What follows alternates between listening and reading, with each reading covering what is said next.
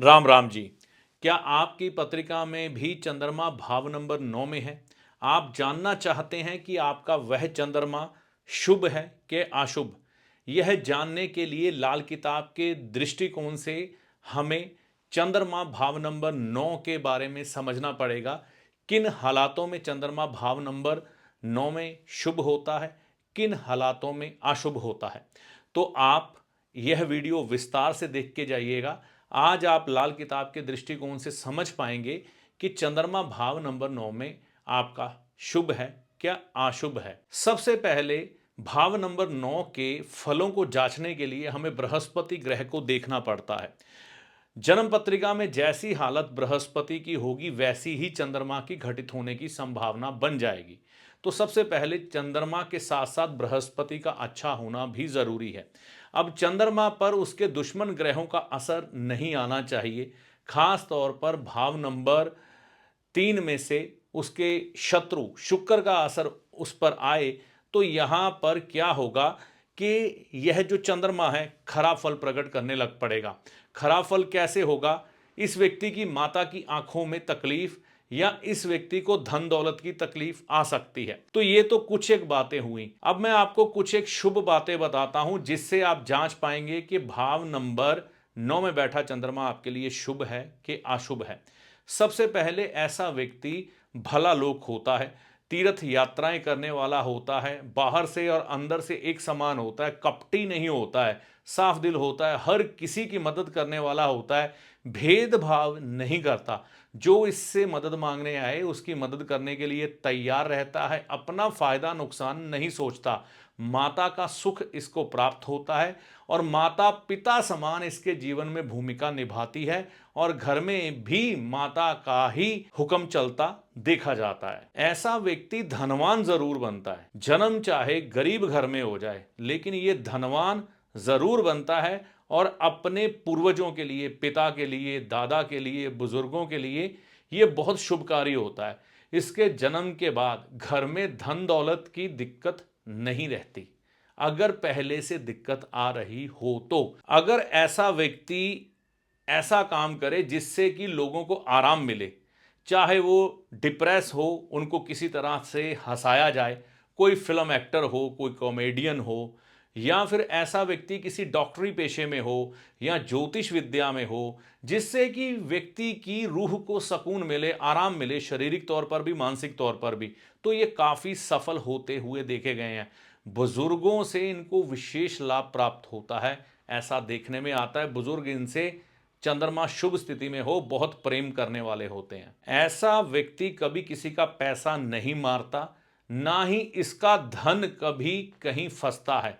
पैसे के मामले में नुकसान बहुत कम देखे गए हैं और इस व्यक्ति को धन पर्याप्त मात्रा में आता है, मैं ये कहूँगा बेशुमार मात्रा में आता हुआ देखा गया है। और अगर खास तौर पर यहाँ पर शुभ स्थिति में जब चंद्रमा हो, ऐसा व्यक्ति भगवान शिव का भक्त हो जाए ना, तो वारे न्यारे होने में देर नहीं लगती। जिंदगी के हालात बहुत तेजी से ही बदल जाते हैं और ऐसे व्यक्ति को संतान सुख जरूर मिलता है। और जब चंद्रमा नवम भाव में शुभ स्थिति में हो, इसकी संगत बहुत अच्छी होती है, बहुत अच्छे लोगों से मेल मिलाप होता है। यानी कि समाज के वह लोग जो छल कपट करने वाले या गलत आचरण करने वाले होते हैं, ऐसे लोगों से ये बचकर ही चलता है या अपने आप एक कह सकते हैं हम कुदरती तौर पर बच जाता है। यानी कि कई मुसीबतें इसके गले पड़ने से अपने आप ही इसका बचाव हो जाता है और इसको नेक सलाह देने वाले लोग बहुत मिलते हैं, गलत आचरण से बचाने वाले लोग बहुत मिलते हैं, जिसके कारण यह भी खुद कई बार गलत रास्ते पर जाने से बच जाता है। अब यही चंद्रमा अशुभ स्थिति में हो तो क्या फल प्रकट करता है किसी जातक की कुंडली में। देखिए, चंद्रमा जब भाव नंबर 9 में अशुभ स्थिति में हो, सबसे पहले ऐसे व्यक्ति को अपनी माता का सुख नहीं मिलेगा। माता को लेकर कोई ना कोई परेशानी साथ में चलती रहेगी, चाहे माता से वैचारिक मतभेद हो जाए, चाहे इसके पिता का इसकी माता के साथ डाइवोर्स हो जाए या इसकी माता समय से पहले गुजर जाए। तो ऐसी कुछ ना कुछ संभावनाएं इसके जीवन में होंगी जिसके कारण माता का सुख इसे नहीं मिल पाएगा।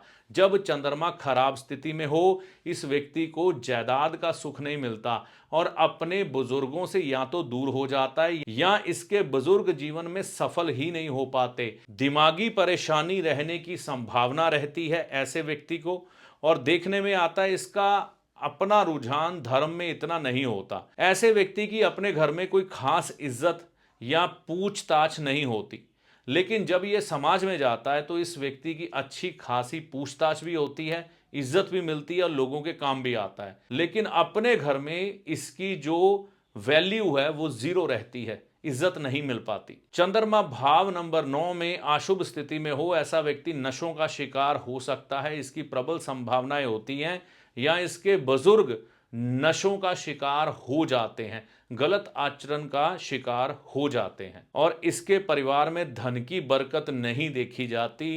पैसा आता ही नहीं, आता है तो खराब होता चला जाता है। यानी कि धन की बरकत चंद्रमा भाव नंबर 9 में अशुभ हालात में हो तो नहीं होती।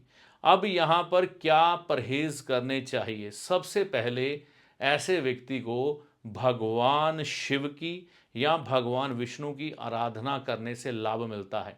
अगर भाव नंबर 3 हर तरह से शुद्ध हो, किसी तरह से भी खराब ना हो रहा हो, तो आप पुखराज रत्न धारण कर सकते हैं, लेकिन ये किसी सुयोग्य लाल किताब के विद्वान से जानकारी लेकर ही करेगा। गायत्री मंत्र करने से भी ऐसे व्यक्तियों को लाभ मिलता है। हनुमान जी की आराधना करने से भी ऐसे व्यक्तियों को लाभ मिलता है जिनका चंद्रमा भाव नंबर 9 में हो। गुरु ग्रह के उपाय जरूर करें, खास तौर पर पीपल के पेड़ की सेवा। चंद्रमा जिनका भी भाव नंबर 9 में हो, इनको जीवन में एक बार सोमनाथ टेम्पल या रामेश्वरम जरूर जाना चाहिए, इससे भी इनको लाभ होता है। जानकारी अच्छी लगी हो तो चैनल को सब्सक्राइब करके जाना मत भूलिएगा। ज्योतिषी आपका सलाहकार है जो आपको भले और बुरे समय का ज्ञान देता है, ना कि कोई चमत्कारी बाबा जो छड़ी घुमाकर आपको माला माल कर देगा, धनवान बना देगा, या कोई जादूगर जो छलावे में डालकर